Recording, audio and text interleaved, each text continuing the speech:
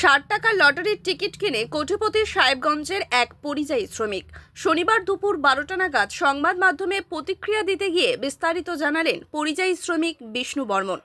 তিনি বলেন, গতকাল শুক্রবার বিকেলে কাজ থেকে ফেরার পথে সাহেবগঞ্জ বাজারের এক লটারি বিক্রেতার কাছে 60 টাকা লটারির টিকিট কেনেন বিষ্ণু বর্মন।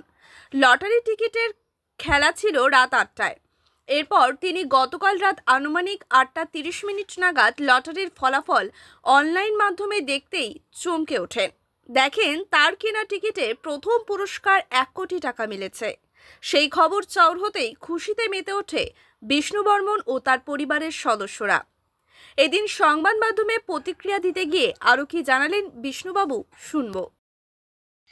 আমি কালকে আমার যে ফ্যাক্টরিটা চালু করবো, ওই কাটিং টেবিলটা বানানোর জন্য পয়সা দিতে গেছি।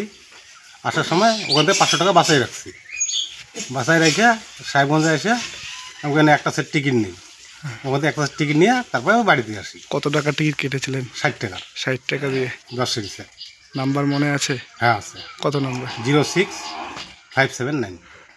কয়টার টিকিট ছিল? রাত্রে 8টা। রাতে 8টা। কখন দেখতে পেলেন আপনি? যে আমি আপনি দেখছি রাত্রে 8:30 15টায়। আচ্ছা, কেমন লাগছে? খুব ভালো লাগছে। 1 কোটি টাকা পেলেন, কি করবেন ভবিষ্যতে, কি চিন্তা ভাবনা রয়েছে? ভবিষ্যতে আমার যে ব্যবসা চালু করার কথা ওটাই করব। বাড়ির লোক খুশি? হ্যাঁ, বাড়ির লোক সবাই খুশি। টিকিটটা কোথায় রয়েছে এখন? আছে, আমার দাদার কাছেই আছে। সাহেবগঞ্জ থানায় গিয়েছিলেন? থানায় যাইনি, মানে ফোনে সব পাঠাই দিয়েছি। এখন কি কি সিস্টেম রয়েছে সেটা? না, ওর তো জানি না। কি নাম আপনার? বিষ্ণু বর্মন। এই জায়গাটার নাম? গর্বডাঙ্গা।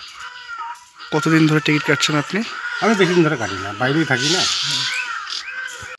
1 কোটি টাকা পাওয়ার পর যে খবরটা পেলেন, এখন সেই টাকা দিয়ে কি করবেন, কি চিন্তা ভাবনা রয়েছে? ব্যবসায় কাজে লাগাবে। সে কাজে? বাড়ির কাজ? বাড়ির কাজও করবো। বাড়ির কাজও করবেন। কি নাম আপনার? চন্দনা বর্মন।